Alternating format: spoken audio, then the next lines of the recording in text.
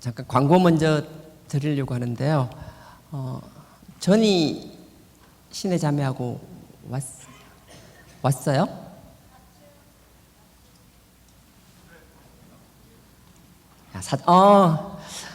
혹시 카메라 잡힐까요? 이쁜 신의 자매가 한 명 살렸어요. 저 인간 저 자매님의 결단과 헌신이 없었으면 어떡할 뻔했는데 하여튼 고마워요. 감사하고요. 이제 앉아주세요. 두 사람 어제 결혼했습니다. 하나님 축복 가운데서 이제 앉으세요. 잠깐 일어나면 박수 한번 쳐줄까요? 축하한다고. 축복합니다. 축하해요. 감사합니다. 어딜 가든지 하나님께서 지켜주시고 그 가정을 통해서 귀한 가문을 이룰 줄 믿습니다. 최 집사님 계세요? 최 집사님, 예. 최 집사님, 전이가 몇 살부터 최 집사님 강원도에서 오셨잖아요. 거리상으로 체감적으로도 아마 우리 부산에서 보면 가장 멀리서 오신 분일 거예요. 몇 살 때부터 데리고 그렇죠. 그렇게 해서 참 감사해요. 하여튼 축복하고요. 감사하고요. 잘 키워주셔서 감사하고요. 아마 전이가 여기는 없지만 집사님이 잘 키우셔서 전이를 통해서 저 가정을 통하여 이 귀한 복음 열방 땅끝까지 전해질 줄 믿습니다. 말이 아니라 삶으로 보여주는 귀한 가문 되세요. 축복합니다. 감사합니다. 네. 저녁에 제가 쓰면 저녁에 하면 돼. 근데 저녁에 안 서서요. 이렇게 하고요. 그 결혼식 하는데, 자매도 아니고 형제가 동생 노래를 부르는데 막 동생이 울고 막 눈 빨개가지고, 남사스러워서. 되게 형제 간에 우애가 있잖아요. 너무 보기 좋더라고요. 형이 그냥 형이 아니라 인생의 서성으로서, 그지? 가끔은 아빠는 아니지만 작은 아빠처럼. 그래. 자, 오늘 본문입니다. 제가 다시 읽겠습니다. 여호수아 6장. 여호수아 6장인데요. 제가 오늘 1부 예배 때 6장 이걸 읽고 나서 지난번 빠진 거 잠깐 5장 10절로 갔다가 와서 본문을 하려고 했는데 제가 1부 예배 때 보니까 5장 10절을 하려고 갔다가 못 돌아왔었거든요. 그래서 가능한 좀 이렇게 덤성덤성 뛰어내밀 테니까요. 좀 잘 따라오시고요. 5장 다시 오늘 본문 다시 읽겠습니다. 6절부터 제가 빨리빨리 읽으면서 설명드릴게요. 눈의 아들 여호수아가 제사장을 불러서 그들에게 이르되 눈의 아들 여호수아 아버지가 눈이죠. 그 그러니까 여호수아가 이제 제사장들을 부르는 거예요. 불러서 그들에게 이르되 너희는 언약궤를 메고 7 제사장은 언약궤를 메는 그 요단강 건널 때도 그 제사장들이 궤를 메고 지나갔잖아요. 궤는 말씀이기도 하고 뒤에 보면 하나님 그 자체이기도 합니다. 뒤에 설명이 나올 거고요. 언약궤를 메고 7 제사장은 7 약판 나팔을 궤만 메는 게 아니고 제사장 7명은 양각 나팔을 7개를 잡고 그 궤 앞에서 행하라는 거예요. 여호와의 궤 앞에서 행하라 하고 또 백성에게 이르되 나아가서 성을 돌되 제사장들은 법궤를 메고 양각 나팔을 불고 그 앞에 행하라 그러고요. 백성들에게는 여호수아가 뭐라고 하는가 하면 7절에 또 백성에게 이르되 나아가서 성을 돌되 성은 여리고성을 말하겠죠. 여리고성을 돌되 무장한 자들이 여호와의 궤 앞에 행할지니라. 무장한 자라는 거는 여러분 기억나세요? 지난번 할 때 12지파 중에서 러우벤, 갓, 므낫세 반지파 같은 경우에는 요단판 동편 그 고원지의 초원을 너무 좋으니까 여기를 달라고 그랬어요. 그럼 오케이, 줄 수는 있는데 그냥 못 준다. 대신에 너네가 하나님 앞에서 그들의 약속의 땅을 취할 때까지 선봉장으로 나가서 목숨을 아까워하지 않고 그들의 땅을 성취할 때까지 함께 하겠다는 약속을 하죠. 그래서 허락해주고 그들이 4만 명 가까이가 오게 됩니다. 그 무장한다는 게 단순히 개인의 무장뿐만 아니라 그 역할을 감당하기 위하여 원어 그대로 원문 그대로 생각한다면 진영을 갖추는 거, 서로 역할을 나누고 완벽한 팀으로서 움직이는 걸 이야기하는 거예요. 그래서 그 7절 또 백성에게 이르되 나아가서 성을 놓을 때 무장한 자들이 그 두 지파 반을 이야기합니다. 무장한 자들이 여호와의 궤 그 말씀 앞에 행하며 8절 여호수아가 백성에게 8절 여호수아가 백성에게 이르기를 마침에 제사장 7이 7 양각 나팔을 잡고 여호와 앞에서 진행하며 보세요. 여호수아가 제사장들에게 법궤를 메라고 그랬습니다. 법궤를 메고 지나갑니다. 근데 법궤를 맨 제사장들뿐만 아니라 그 앞에 제사장들 7명이 7 양각 나팔을 불고 그 앞에서 행하면서 불면서 행하라는 거였어요. 그리고 그 7명의 나팔 부는 그 앞에 두 지파 반의 무장한 군인들이 그 앞에 선봉을 서는 거예요. 예, 그렇게 이해가 되시죠? 예, 그렇게 하고 그 뒤에 양각 나팔을 잡고 여호와 앞에서 지나가라 그랬잖아요. 분명히 법궤라 그랬는데 법궤는 하나님의 말씀, 하나님의 율법과 명령이 있는 것이고요. 이스라엘뿐만 아니라 하나님도 그 말씀을 하나님과 동일시 여겼더라고요. 이스라엘 백성들도 그 법궤, 하나님의 말씀, 율법이 있는 것을 그냥 말씀과 율법으로 보는 것이 아니라 그게 하나님이 임재하신 하나님 그 자체로 인식했다라는 거예요. 그래서 그 앞에 가보는데 보면 8절 제가 다시 읽습니다. 보세요. 여호수아가 백성에게 이르기를 마침에 제사장 7이 7 양각 나팔을 잡고 여호와 앞에서 진행하며, 법궤 앞에를 여호와라고 그래요. 여호와 앞에서 진행하며 나팔을 불고 여호와의 언약궤는, 언약궤로 했다가 여호와라고 했죠. 그걸 나눌 수가 없다라는 거예요. 언약궤 나팔을 불고 여호와의 언약궤는 그 뒤를 따르며, 그럼 9절입니다. 무장한 자들은 나팔 부는 제사장들 앞에서 진행하며, 후군은, 그러니까 두 지파 반은 앞에서 하고요. 나머지 그럼 9지파 반 있잖아요. 그 후군은 뒤에 행하고 제사장들은 나팔을 불며 행하더라. 그러니까 이게 진행을 여리고성을 도는데 이렇게 하는 거예요. 맨 앞에 두 지파 반이 무장하고 진영을 딱 대정을 갖춰서 앞으로 가는 거예요. 그 뒤에 제사장 7명이 나팔을 불면서, 양각 나팔을 불면서 가는 거예요. 그리고 나서 그 뒤에 제사장이 법궤, 언약궤, 하나님의 말씀, 하나님 그 자체예요. 하나님 앞에서 나팔을 불고 군대가 있는. 그럼 그 뒤에는요, 그 하나님의 법궤, 언약궤 뒤에는 나머지 지파들이 후군으로서 쭉 서는 거예요. 그렇게 열을 맞춰서 가라고 말씀하시는 거예요. 여호수아가 백성에게 이렇게 명령을 한 겁니다. 그 다음에 10절. 여호수아가 백성에게 명하여 가로되 너희는 외치지 말며 너의 음성을 들리지 말며, 그냥 가는데 조용히 소리 내지 말고, 소리도 내지 말라는 거예요. 조용히 다물어, 조용히 이렇게 외치지 말며 너의 음성을 들리지 마. 들리지는 뭔가 하면 네 말이 다른 사람에게 들리지도 않게 하라는 거예요.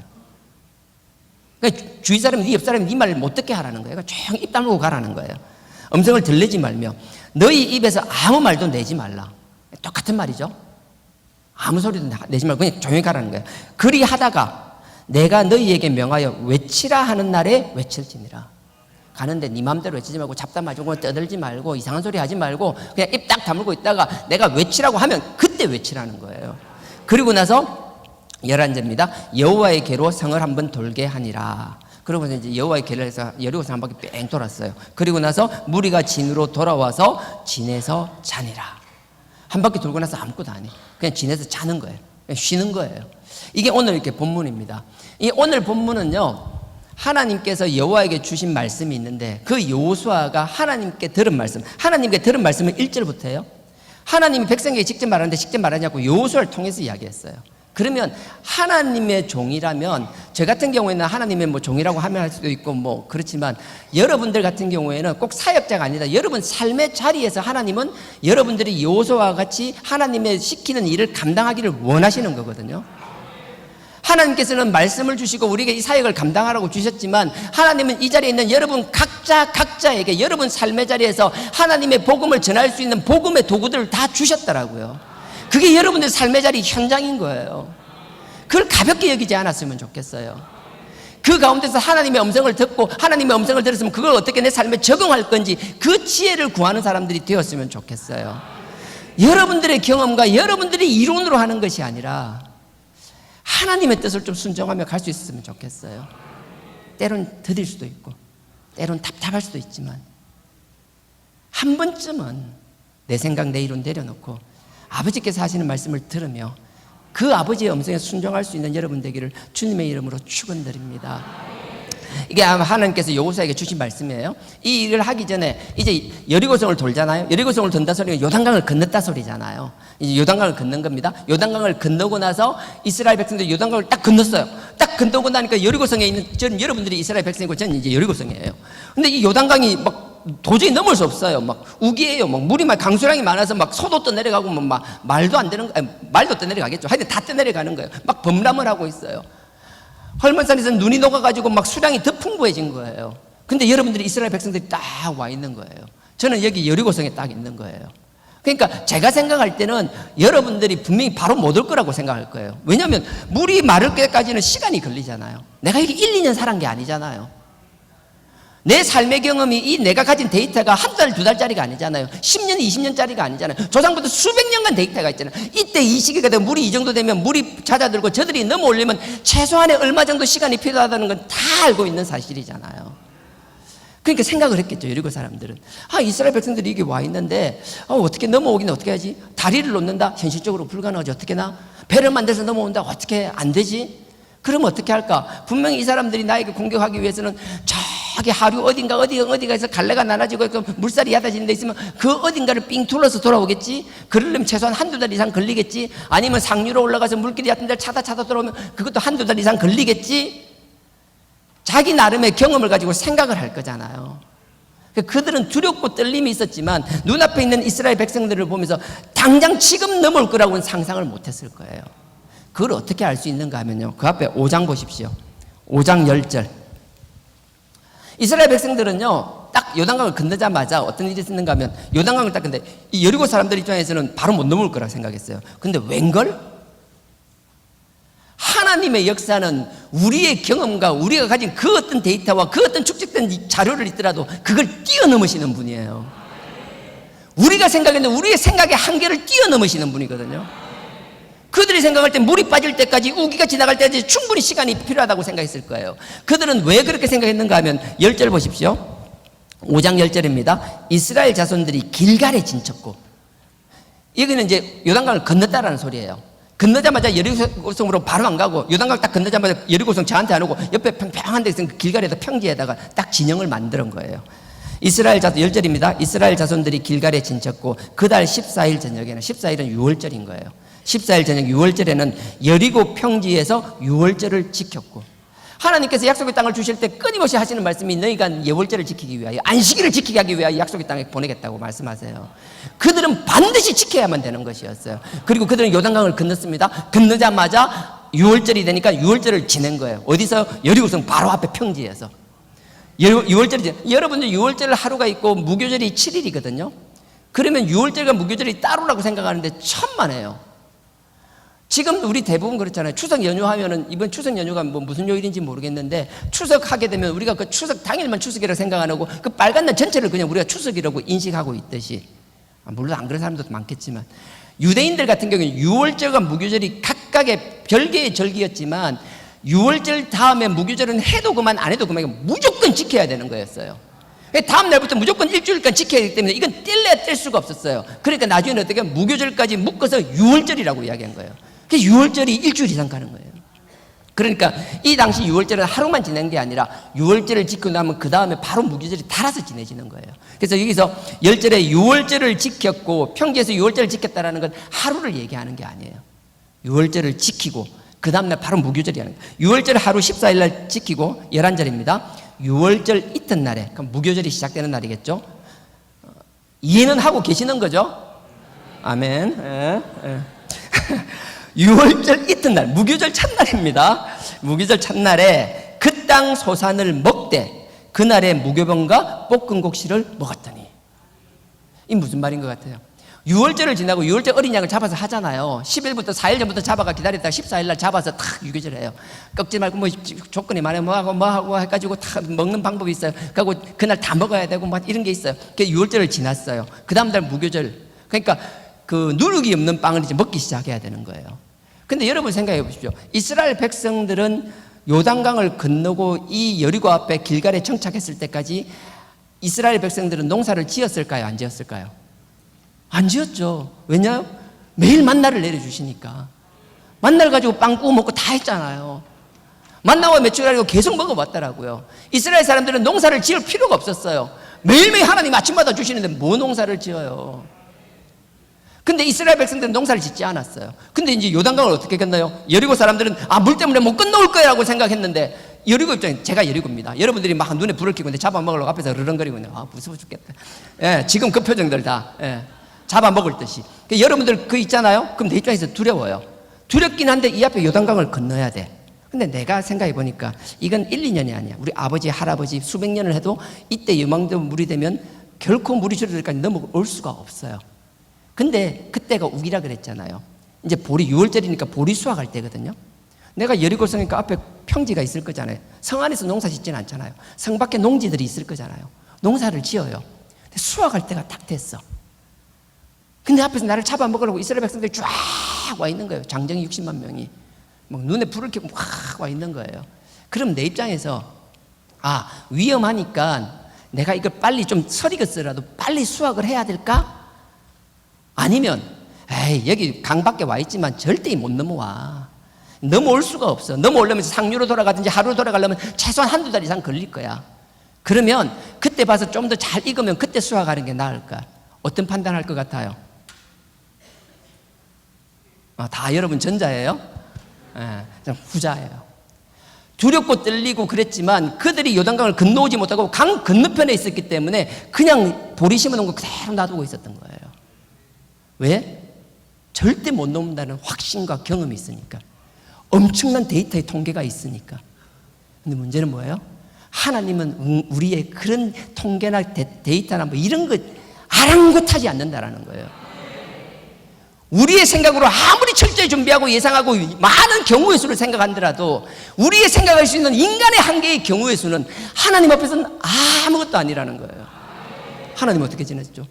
하나님 그 자체인 그 말씀 법궤를 들고 제사장들에게 하솔집파가 딱 제사장들에게 딱 가서 어떻게 해요? 그 세차게 흐르는 그 강물에 소도 말도 다 떠내릴 것 같은 그 세찬 강물에 발을 디디라고 말씀하시잖아요. 여리고 사람들을 보면 좀 뭐하나 생각했을 거예요. 벗게 들고 앞에서 강가에서 와가지고 막 강가에서 모여있다고 했는데 그것 때문에 그들이 넘어오면 죽을 거라는 두려움은 있었지만 그들이 지금 넘어올 거라고 누가 상상이나 했겠어요. 그들은 자기의 보리조차 수확하지 않았어요. 지켜만 보고 있었어요. 근데 하나님은 하나님의 약속, 요걸 하기 전에 뭐 하나 끼워 넣고요. 이 앞에 있는 거 신명기 6장으로 잠깐 갔다 오겠습니다. 신명기 6장 바로 앞에 있습니다. 신명기 6장. 신명기 6장 같은 경우에는 여러분 잘 아시잖아요. 레마, 들으라 이스라엘아. 쉐마가 레마죠. 들으라 이스라엘인데 하나님께서는 6장 1절에 보시면요. 271페이지네요. 6장 보십시오. 하나님이 그 말씀을 얼마나 중요하게 내가 약속의 땅에 너희들 들어가게 할 거야. 약속의 땅에 들어가는데 들어가게 되면 너네들이 지금 종살이하면서 찌들이 있고 광야 생활하면서 온갖 작것 때문에 그냥 부정적인 생각, 하나님 할 수 없다는 생각, 하나님은 나는 지금 역사하시고 너희를 통하여 나를 드러내시기를 원하는데 끊임없이 자신감이 없어하며 나는 할 수 없다라고 생각하고 끊임없이 과거만 쳐다보고 앞을 나가지 못하는 그들의 답답함을 바라보며 하나님은 그들에게 용기를 주시기를 원했어요. 근데 하나님 뭐예요? 너희가 약속의 땅에 들어가도 너희는 이 따위로 살아가지고 들어가면 완전 밥 된다. 너 아무것도 안 된다.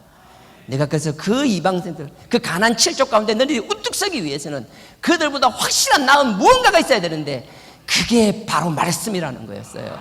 그래서 들어가기 전에 그들에게 뭘 주시는지 보십시오. 6장 1절에 이는 곧 너희 하나님 여호와께서 너희에게 가르치라 명령하신 명령과 규례와 법도니라. 아버지께서 그 십계명을 주셨습니다. 율법을 주셨습니다. 그 율법을 세분하게 613가지로 또 세부 지침을 주셨습니다. 그럼에도 불구하고 실생활에 있어서 이걸 적용하는데 어려움이 많았습니다. 예전에 여러분들 신앙생활하다가 어려움이 있거나 말씀을 보고인데도 그러니까 긴가민가하고 어떻게 될지 모를 때 박무수 목사님한테 편지를 하거나 개인적으로 물어보시는 분들이 많았어요. 이거 어떻게 해야 됩니까? 판단이 서지 않을 때. 그럼 하나님의 종들이 하나님 말씀 가운데서 아버지 주시는 그 지혜로서 옳고 그름을 이야기해주고 방향을 제시해주죠. 그게 지침이라는 거예요. 지금 우리 노 목사님 하고 계시잖아요. 우리가 잘난 척하지만 노 목사님 연세도 많고 그럴 것 같지만 어느가 하나님 말씀 앞에서 그 지혜로움은 우리가 뭐 설명할 길이 없잖아요. 그런 식으로 우리의 삶 속에서 지침을 주시는 것들이 있거든요. 이게 6장 1절에 보면 명령과 규례와 법도라는 게 다 그런 거예요. 헌법이 있고 법률이 있고 세부 시행체칙이 있듯이 그게 다 있다라는 거예요. 하나님께서 왜 주셨어요? 모세를 통하여 왜 사람들이 힘들 때마다 거기서 심판하게 하시고 옳고 그름을 이야기하시고 뭔지 몰라서 어떻게 해야 될지 모를 때 갈피를 잡지 못할 때 모세를 통해서 답을 정해주신 이유가 뭐예요? 네가 말씀 앞에서 이렇게 서지 못한다면 그 우상을 섬기고 우상을 섬길 뿐만 아니라 그 우상에 찌들어 있는 가나안 칠족, 그냥 우상만 섬길 뿐만 아니라 우리보다 더 뛰어나고 더 힘이 세고 세상적으로 더 많은 물질의 축복을 받고 있는 그들을 바라보면 너네들이 말씀이 없으면 그것만 쫓아가게 될 거라고. 우와 좋은 집, 우와 이름에 많은데 저렇게 좋은 우물, 와 저렇게 큰 성업. 하나님께서는 세상적으로 좋아 보이는 그것을 이길 수 있는 길은 아버지의 말씀이라고 말씀하시는 거예요. 말씀이 여러분 마음속에 든든히 새겨지기를 원합니다. 1절에 이는 곧 너희 하나님 여호와께서 너희에게 가르치라 명령하신 것 명령과 규례와 법도니라. 너희가 건너가서 얻을 땅에서 행할 것이니라. 이거 없이 넘어가면 축복받았다라고 좋아하는 거 참 많아요. 그 축복의 감격은 잠깐이고 말씀 위에 단단히 서지 못한 너희들이 그 가운데서 그들의 우상을 쫓아가며 세상의 물질을 쫓아가며 그 권력 가진 자들에게 쫓아가며 아부하며 차라리 약속의 땅을 받지 못한 것이 나았다라고 말씀하시는 거예요. 4절입니다. 들으라 이스라엘아, 우리 하나님 여호와는 오직 하나님 하나인 여호와시니 너는 마음을 다하고 성품을 다하여 힘을 다하여 내 하나님 여호와를 사랑하라. 그게 내 하나님 사랑하는 게 뭐예요? 말씀을 새기는 거라고 얘기해요. 네가 하나님을 사랑한다라면, 오직 유일한 하나님 그 하나님을 사랑한다라면 네 스스로 말씀을 새기게 된다라는 거예요. 6절입니다. 오늘날 내가 너에게 명하는 이 말씀을 너는 마음에 새기고. 7절입니다. 너의 자녀에게 부지런히 가르치며 집에 앉았을 때든지 길에 행할 때든지 누웠을 때든지 일어날 때든지 이 말씀을 강론할 것이라. 뭐 강론 어렵게 얘기하는 거예요. 여러분들이 누군가에게 말할 기회가 있다라면 할 수만 있으면 말씀을 이야기하십시오. 중국의 선교사님한테 들었는데, 이건 우리나라 선교사가 아닙니다. 미국 쪽 선교사입니다. 제가 들었는데 제가 모르잖아요. 뭔 소리인지 어떻게 하다 밑에 자막을 보는 거죠. 예. 이런 거예요. 예전에 문화혁명 중국에 있을 때 그 핍박은 말도 못합니다. 교회들이 다 사라지고 지하교회로 다 숨었습니다. 중국의 교회는 사라졌을 거라고 생각했습니다. 더 이상 중국에는 하나님을 믿는 크리스찬들이 없을 거라고 생각했습니다. 근데 왜요?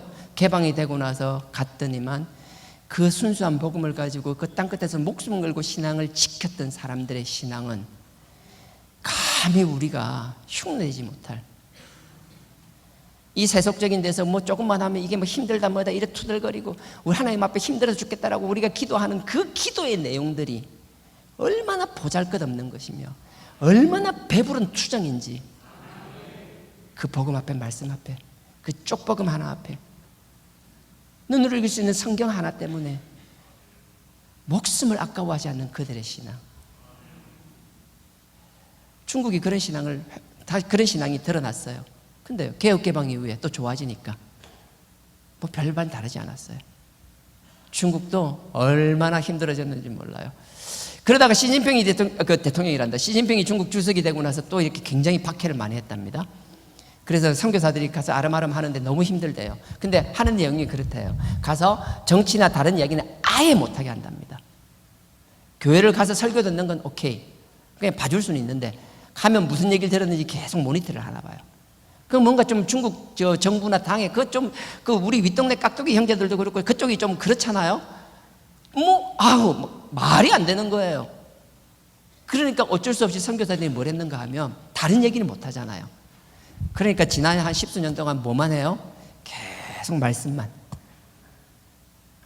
보고 말씀만 묵상하고 말씀만 전했대요.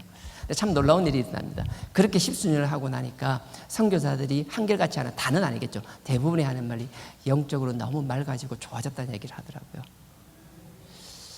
나는 좀 그 말에 굉장히 많은 자극을 받았어요. 도전을 받았어요.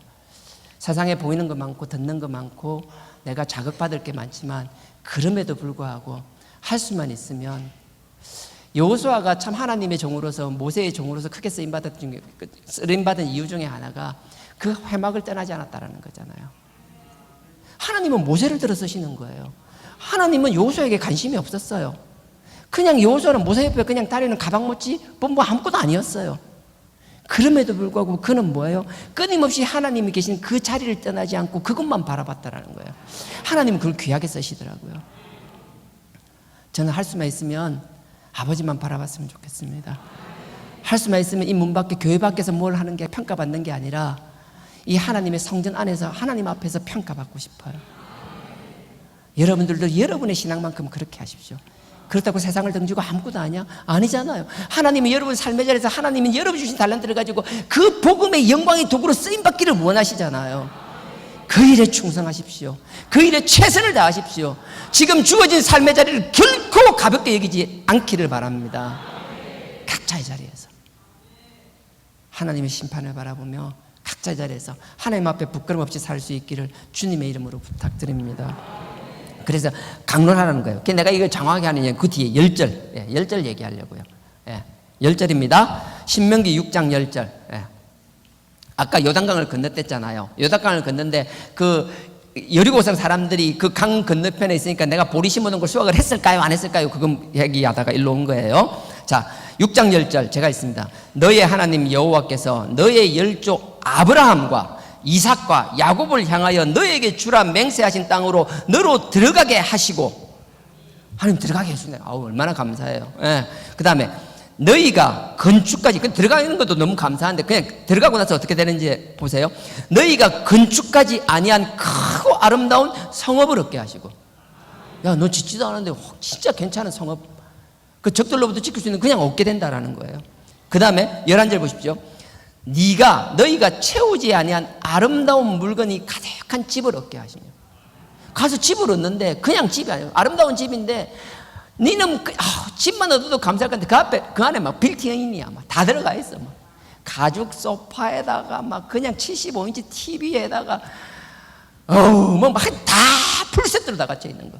뭐 양문형 냉장고 2개에다 김치 냉장고까지 해가지고 다 갖춰져 있는 거. 그냥 껍데기 집만 아니고. 어이구, 이런 집이 상상도 못할 거 주겠다라는 거예요. 아멘 한 사람만 받으세요.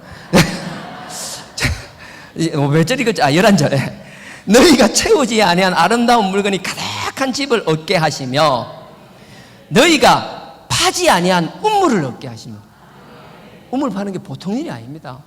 목숨 걸고 하는 거예요. 그 우물을 얻게 하신다라는 거예요. 얻게 하시며 너희가 심지 아니한 포도원과 감람나무를 얻게 하사 너로 배불리 먹게 하실 때에. 네가 심지도 않은 것들은 배불리 먹게 해주신다라는 거예요. 하나님이 네 약속이 있다고 하면 이렇게 들어가게 해주신다라는 거예요. 이렇게 가지게, 이렇게 누리게 해주시겠다라는 거예요. 그러니 네 약속의 땅에 들어갈 때 그냥 들어가지 말고 말씀 가지고 들어가라는 거예요. 이 명령과 율법과 규례를 마음에 새기고 들어가라는 거예요. 그래서 네 자녀에게 말씀을 가르치고, 다른 건 무엇보다도 할 수만 있으면 말씀 가르치세요. 뭐 성경 공부하듯이 필요 없어요. 그냥 말씀에 있는 얘기만 그냥 툭툭 던져 놓으세요. 하나님 말씀은 살아 역사하십니다. 지금 그들이 듣든 듣지 않든 던져 놓으면 그 말씀이 그들의 길을 통해 가슴에 새겨질 줄 믿습니다. 하나님이 가장 합당한 때에, 가장 합당한 방식으로 하나님이 우리 자녀들을 가장 놀랍게 쓰실 줄 믿습니다. 엇박지를 필요 없어요. 그냥 말씀만 던져 놓으세요. 여러분들이 그렇게 하면요, 그 말씀 준비돼서 들어가면 하나님이 이렇게 다 여호와 일에 준비해 놓으시겠다라는 거예요. 이 하나님의 약속을 어떻게 실현해요? 여호수아 다시 돌아올게요. 그 뒤에 다 끼워 놓으셨죠? 왔다 갔다 한 번에 원샷 원킬. 자, 보세요. 5장입니다. 5장 10절. 11절을 볼게요.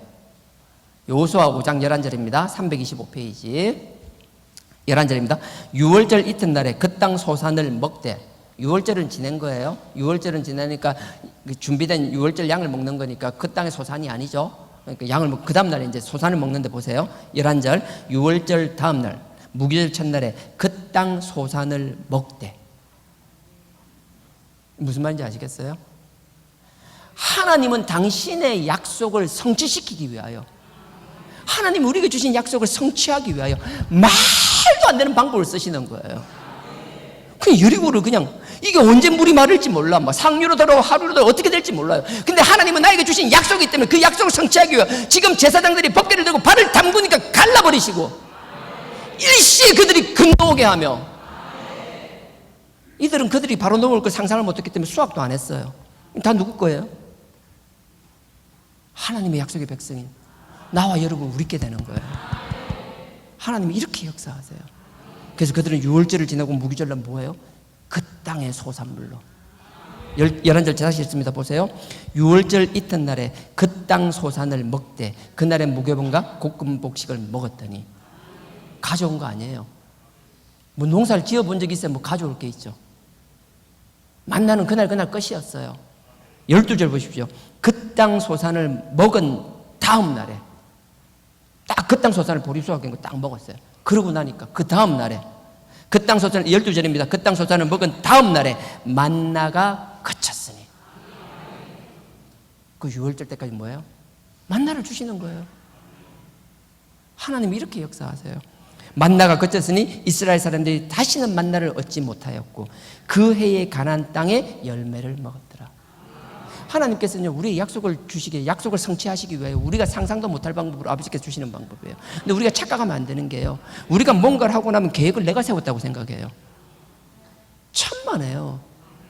그 계획을 세운 건 아버지께서 하시는 거예요.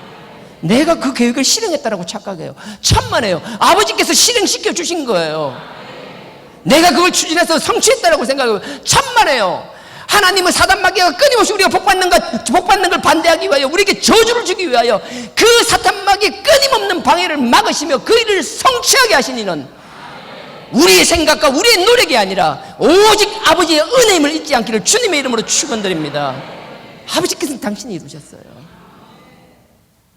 그리고 우리에게 생각지도 못한 그 땅의 열매를 먹게 하셨습니다.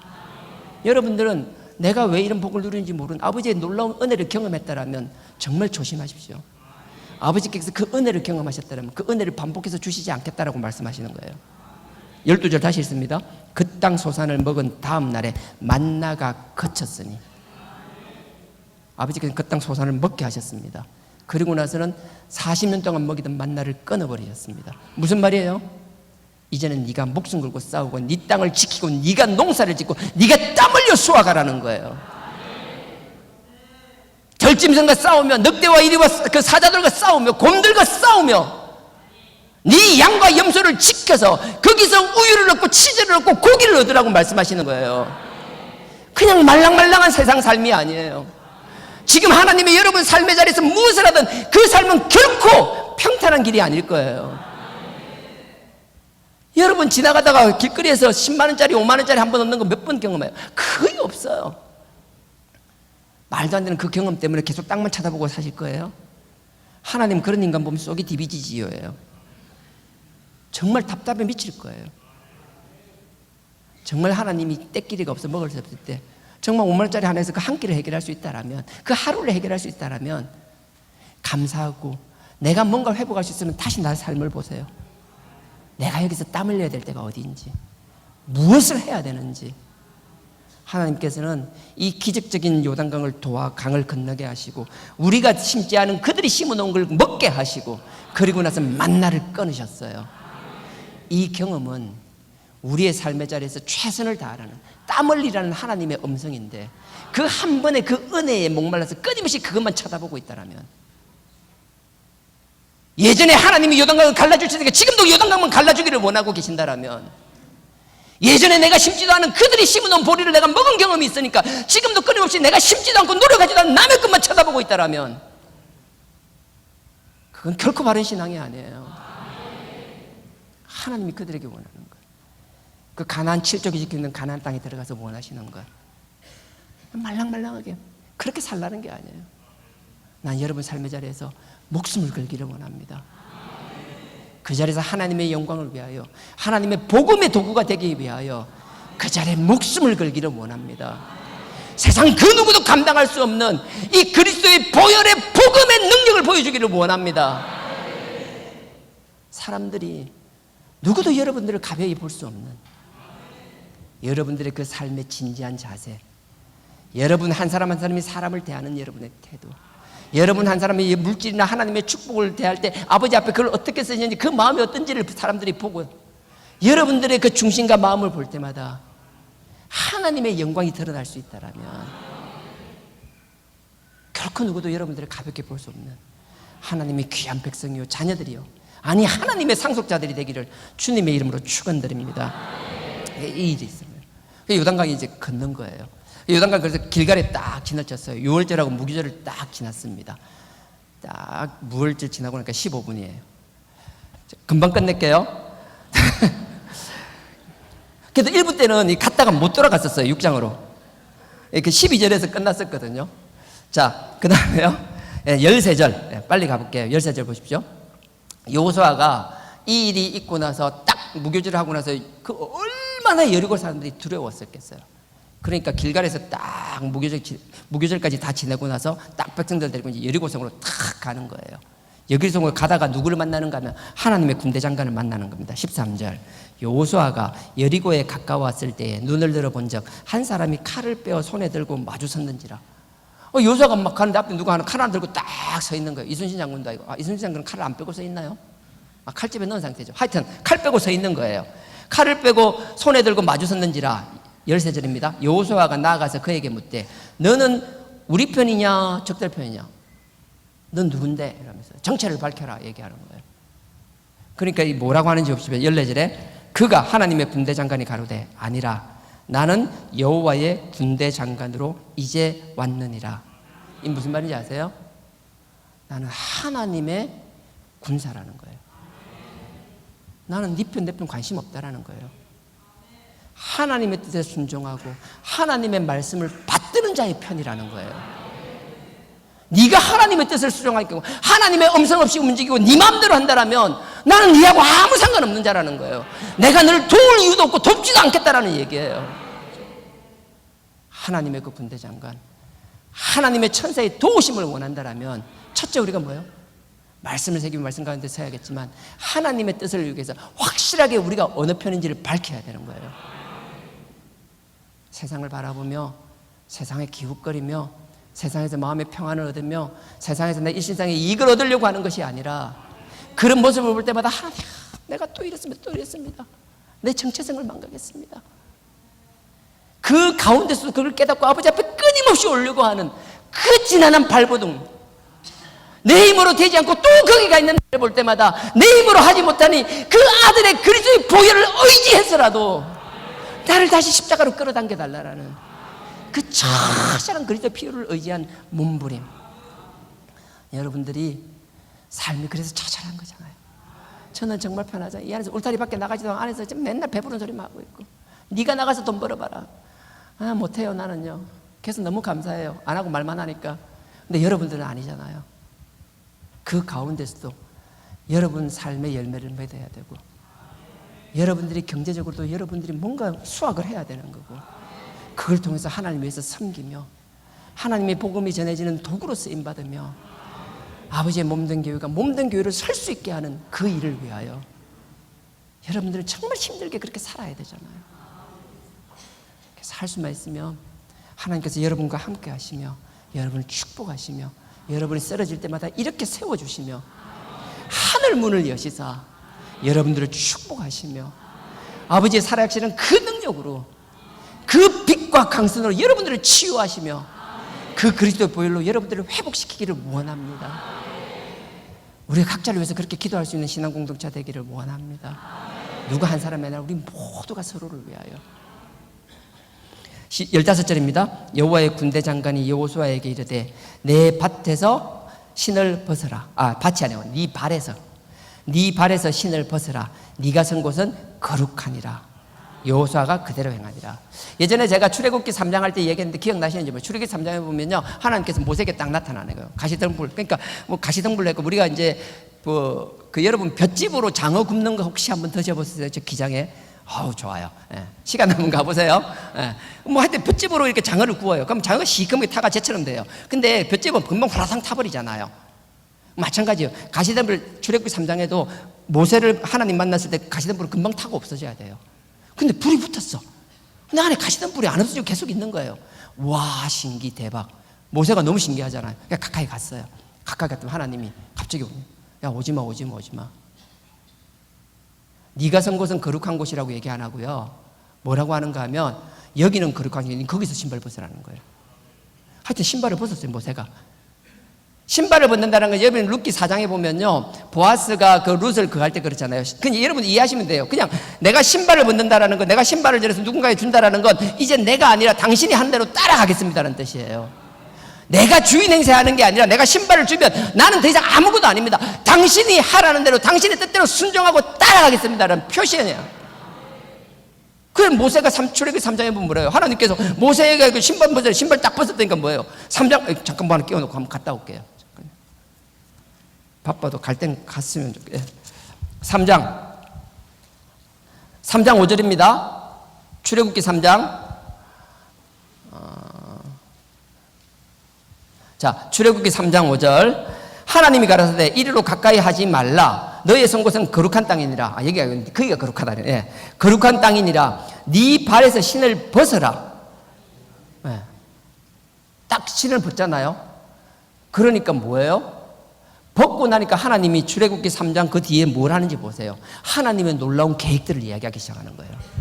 너 지금 옛날에 네 젊었을 때 네 혈기로 해가지고 객기 부리다가 해가지고 네 쫓겨와서 여기서 막 미디안 제사장 그 딸하고 결혼해가 여기서 막 양이나 키우고 이렇게 살고 있지. 네 생각으로, 네 경험으로, 네가 아는 거로, 네 혈기만으로 막 하더니 그러고 있지. 아니라는 거예요. 너 하지 마. 이제 내가 시킨 대로 해. 전적으로 내 의도에 따라 신발을 벗었어요. 그러고 나니까 뭐예요? 그 다음 7절부터 보세요. 여호와께서 가라사대 내가 애굽에 있는 내 백성의 고통을 정령히 보고 그들이 그 간역자들, 그 감독자, 관리자, 통치자를 말하는 거예요. 간역자들로 인해 부르짖음을 듣고 그 우고를 알고 힘든 걸 알고 내가 내려와서 그들을 애굽의 손에서 건져내고 그들을 그 땅에서 인도하여 아름답고 광대한 땅, 젖과 꿀이 흐르는 땅. 그래서 가나안 7족을 얘기하는데 기르가스 족속을 빼고 6족속을 쭉 얘기하는 거예요. 가나안 족속, 헷 족속, 아모리, 브리스, 히위, 여부스 족속. 그 땅을 주겠다고 하나님 계획을 그때 모세에게 밝히는 거예요. 우리는 신분 든다라고요. 강세상 올 때 신분 받았으니까 천만에요. 이거는 그냥 외식적인 형세고요. 우리가 하나님 앞에 자세가 그래야 돼요. 항상 하나님 앞에 신을 벗는 자세. 하나님, 내 경험으로 이렇게 내 생각이 아니라 아버지께서 말씀하시면 아버지 뜻이 그렇다라면 비록 내 생각과 맞지 않을지라도 아버지 뜻에 순종하겠나이다. 지금 이 자리가 편하고 평탄할지라도 아버지가 원해서 저 길을 원하신다라면 당장은 내가 순종은 못하겠지만 순종하려고 발버둥 쳐보겠습니다. 아직 그 마음을 이쁘게 보신다라는 거예요. 그게 신을 벗는 거예요. 하나님께서 여호수아에게 지금 말하는 거예요. 여리고성을 치기 전에 이제 첫 성이잖아요. 첫 번째 전쟁을 하기 전에 네가 지금 요단강을 건너는 이런 기정 때문에 막 기세등등하고 얼마나 사람들이 사기가 얼마나 충천했겠어요. 그 인간의 사기 충천이 아니라 너 신발 벗어. 네가 하는 게 아니라 내 뜻에 순종해. 그래서 여호수아는 신발을 벗습니다. 벗고 나니까 그 다음 보세요. 여호수아 6장입니다. 6장 1절 326페이지입니다. 벗고 나니까 딱 하나님 말씀하시는 6장에 보십시오. 6장 1절입니다. 이스라엘 자손들로 인하여 여리고는 굳게 닫혔고, 아까 얘기했죠.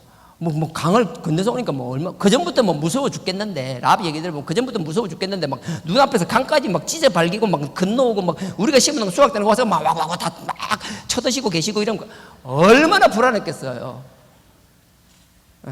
1절입니다. 6장 1절. 이스라엘 자손들로 인하여 여리고는 굳게 닫혔고 출입하는 자가 없더라.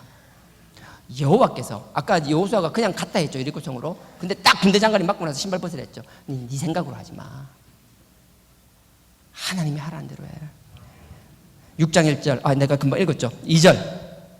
여호와께서 여호수아에게 이르시되, 비로소 하나님께서 여호수아에게 말씀하십니다. 여호수아에게 이르되, 보라, 내가 여리고와 그 왕과 용사들을 내 손에 붙였느니. 이게 완료예요. 이미 붙였다라는 거예요. 전쟁은 앞으로 일어날 거지만 나는 이미 그렇게 결정했다라는 거예요. 내가 그렇게 결정했으니까 그냥 결정대로 된다라는 거예요.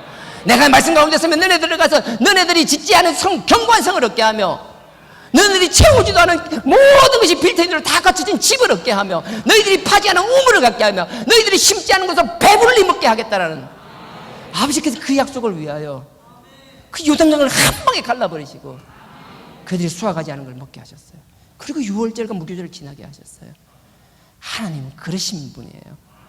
우리의 생각과 상상을 뛰어넘는 초월하시는 하나님인 걸 믿을 수 있는 여러분 되길 원합니다.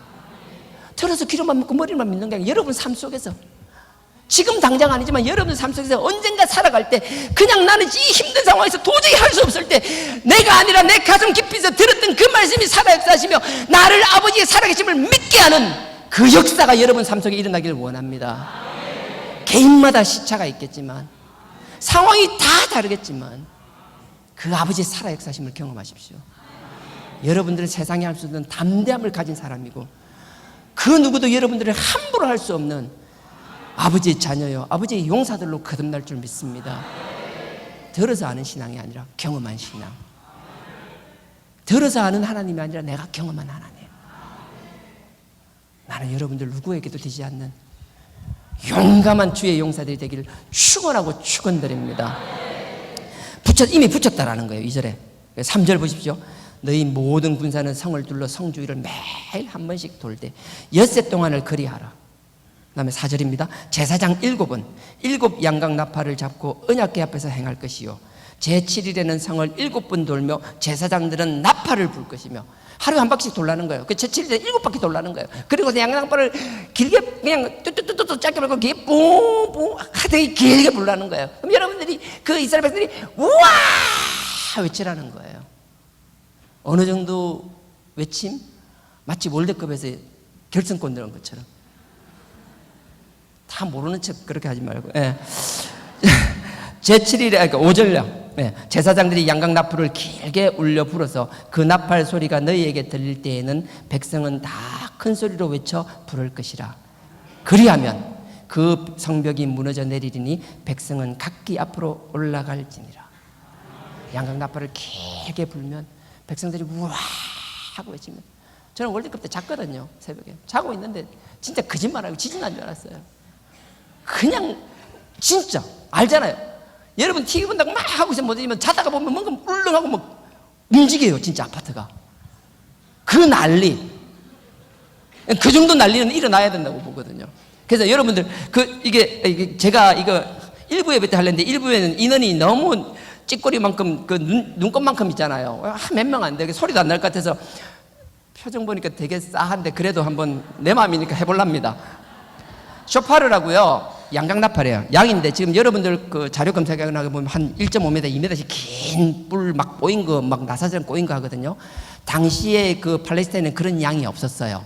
지금 우리가 그거 해서 그런 거고요. 실제 그때는 한 60-70cm 짧은 쇼파르 그 양뿔이었을 거예요. 그걸 제사장 7명이 푹 부는 거예요. 근데 그 소리가 어떤 소리가 나는가 하면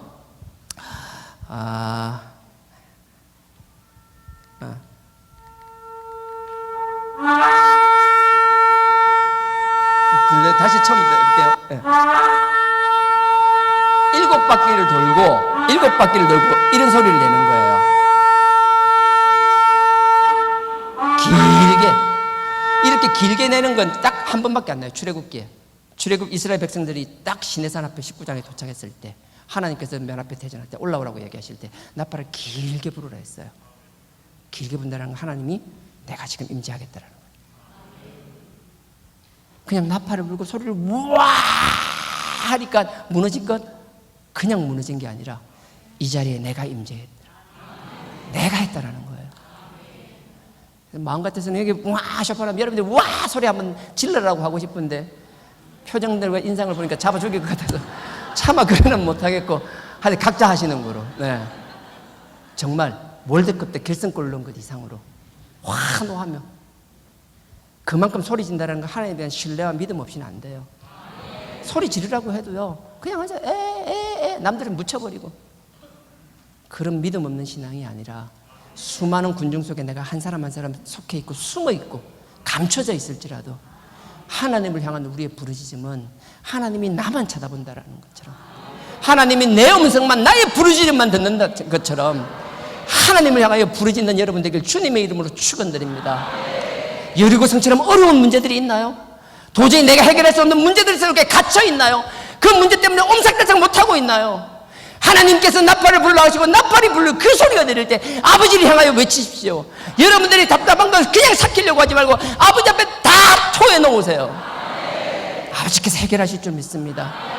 우리의 부르짖음에 아버지께서 임재하시며 아버지께서 그 문제를 답으로 바꾸어 주실 줄 믿습니다. 그 어려움을 축복으로 바꾸어 주실 줄 믿습니다. 경험하세요. 아버지의 살아역사심을 전달하는 자가 아니라 내가 경험한 하나님을 전달하며 하나님의 살아역사심을 보여주는 세대가 됩시다. 우리 다음 세대들은 그 전전 세대의 경험을 듣는 것이 아니라 그들이 우리의 세대를 보며 하나님의 살아역사심을 경험할 수 있는 신앙 공동체. 창세전부터 하나 살아계셨던 그 하나님이 지금도 살아계시며 앞으로도 살아계신다는 그 사실을 보여줄 수 있는 기성세대, 그런 세대들이 되기를 주님의 이름으로 축원드립니다.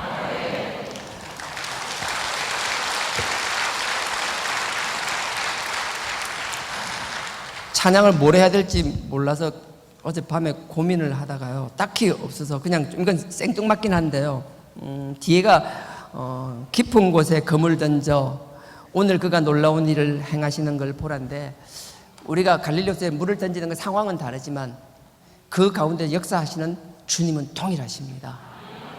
말도 안 되는 불가능에 도전할 때 그게 우리의 욕심이 아니라 아버지의 말씀에 순종하는 도전이라면 아버지께서 책임지시리라 믿습니다.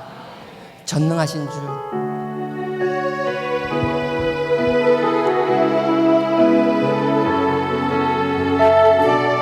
전능하신 나의 주 하나님은 전능하신 나의 주 하나님은 능치 못하실 일 전혀 없네. 능치 못하실 일 전혀 없네. 우리의 모든 간구도,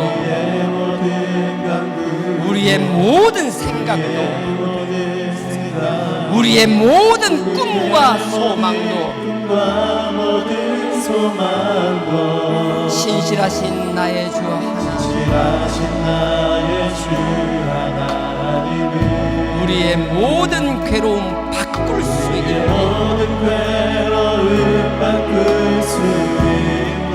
불가능한 일 행하시고 불가능한 일 행하시고 죽은 자를 일으키시는, 나를 일으키시니 그를 이길 자 아무도 없네. 주의 말씀 의지하여 깊은 곳에 검을 던져 오늘 그가 놀라운 일을 이루시는 것 보라.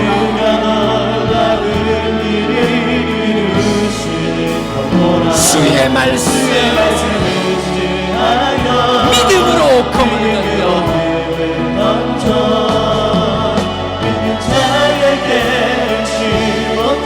다시 한번 하겠습니다. 전능하신 나의 주 하나님은 능치 못하실 일 전혀 없네.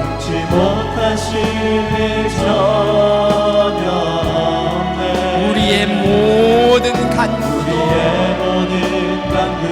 우리의 모든 생각도, 우리의 모든 꿈과 소망도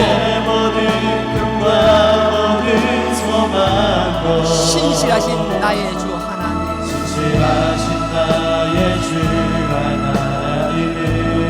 우리의 모든 괴로움 바꿀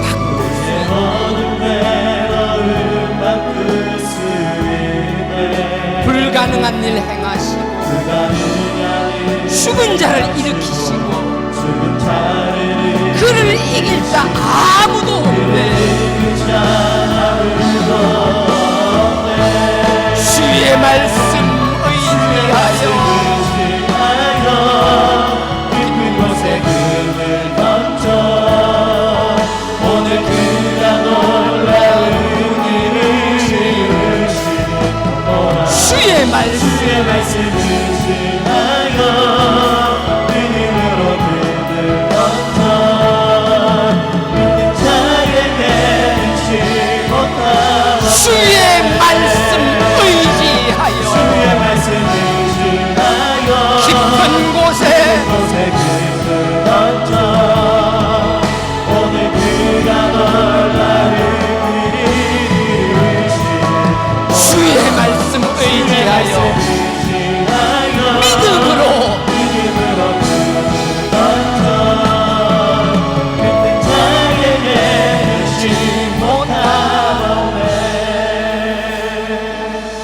이 시간 우리 다 같이 기도하기 원합니다. 아버지 하나님, 우리가 믿음이 있다라고 이야기하지만 정작 우리의 삶에서는 아버지를 향한 전적인 신뢰와 믿음이 보이지 않을 때가 너무나 많습니다. 아버지께서 하실 수 있다라고 끊임없이 말씀하시는데 우리의 삶의 경험이, 내 삶이 아버지의 뜻을 순종하는 것이 아니라 사람 마귀의 뜻을 따를 때가 너무나 많습니다. 아버지께서 힘달라고, 아버지께서 아무니 바다에 물을 던지라면 그 물을 던지는 자들 되게 하여 달라고. 길이 없음에도 아버지께서 가라고 하신다라면 그 위해서 갈 수 있는 믿음을 허락하여 달라고, 용기를 허락하여 달라고, 우리의 자녀 다음 세대들에게 아버지의 살아 역사하심을 보여주는 자가 되기 위하여 아버지의 그 명령과 그 뜻에 순종하는 삶을 사는 저희들 되게 하여 달라고. 이 시간 다 같이 주여 삼창하고 기도드리시겠습니다. 주여, 주여, 주여.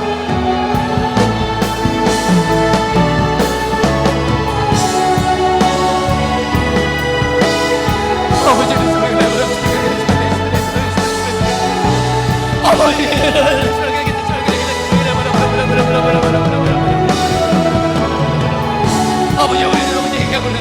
아버지 하는 데를 얘기하고 아버지의 음성을 듣기 전에 먼저 나가기만 하며 아버지가 먼저 내가 이렇게 나가기만 합니다. 아버지께서 당신의 음성을 듣기를 원하시나이다. 아버지는 그 뜻에 순종하기를 원하시나이다. 아버지 음성을 들을 수 있는 저희들 되게 하여 주옵소서. 음성을 듣기만 하는 것이 아니라 순종하는 저희들 되게 하여 주시옵소서. 아버지의 살아역사심을 점검하는 것이 아니라 아버지 우리 삶 속에서 보여주시는 저희들 되게 하여 주시옵소서. 아버지 내가요 아버지의 우선을 되게 하여 주시옵소서. 아버지 우리의 삶의 자리에서 아버지께서 하나님 때문에 던져주는 아버지 이게 아니라 아버지 영광을 생각하는 저희들 되게 하시고 아버지께서 우리 씀을 가리게 씀을 가리게 씀을 가리게 씀을 가리게 아버지 우리 씀을 가리게 씀을 가리게 뭐라 뭐라 뭐라 뭐라 오 젤라네 씀을 가리게 뭐라 뭐라 씀을 가리게 씀을 가리게 씀을 가리게 오 젤리 씀을 가리게 뭐라 뭐라 뭐라 쫑게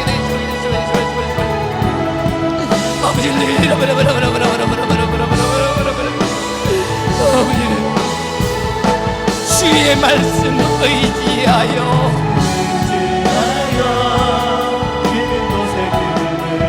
오늘 그가 놀라운 일을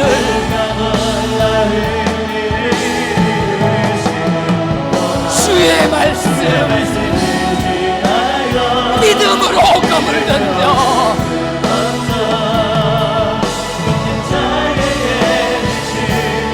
주의 말씀 의지하여 깊은 곳에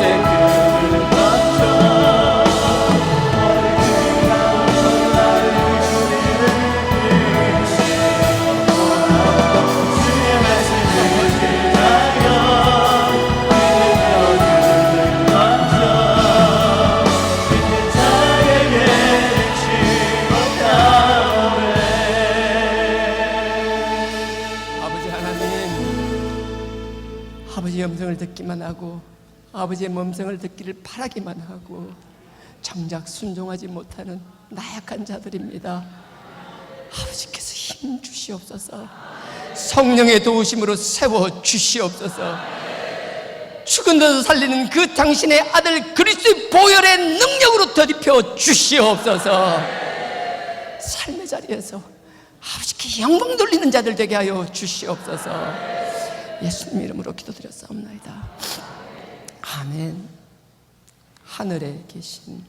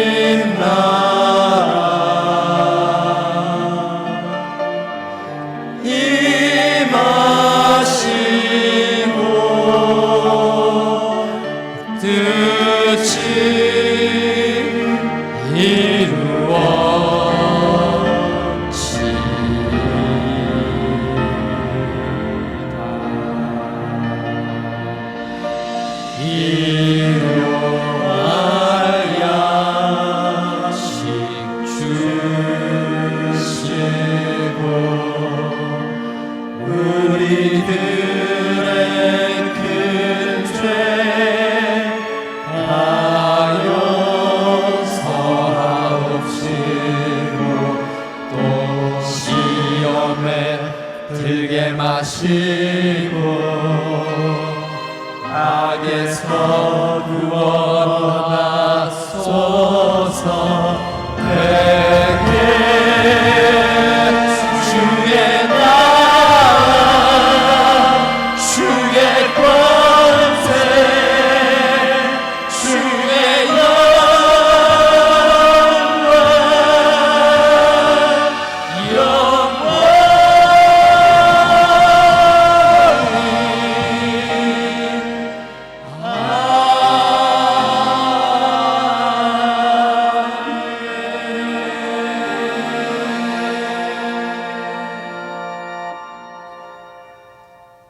지금은 우리 주 예수 그리스도의 은혜와 하나님 아버지의 무한하신 사랑과 성령님의 감동, 감화, 교통, 깨닫게 하심이 우리의 삶의 자리에서 그 그리스도의 보혈을 의지하여 처절한 영적 전투의 삶을 살기를 원하는, 우리는 나약하여 순종할 수 없지만 그 성령의 도우심으로 아버지 주시는 그 능력을 힘입어 승리하는 삶 사는, 순종하는 삶 살기를 원하는 우리 모든 성도님들의 머리 위에 지금으로부터 영원토록 함께 하시기를 축원하옵나이다.